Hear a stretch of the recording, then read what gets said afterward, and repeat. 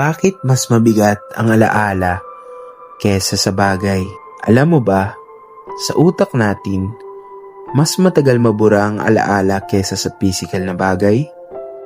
Kaya minsan, kahit nawala na yung regalo, yung feeling ng moment na binigay yun, buhay pa rin sa isip mo. Ang tawag dito sa psychology ay emotional memory. Kapag may matinding saya o lungkot sa isang pangyayari, mas nagiging sticky ito sa utak dahil sa hormones na norepinephrine.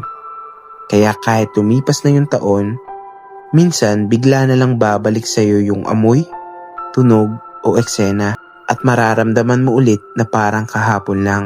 Kaya minsan, huwag mong maliitin yung mga simpleng moment na nagbibigay saya. Hindi mo alam, yung pala ang aalahanin mo sa panahong pagod ka na.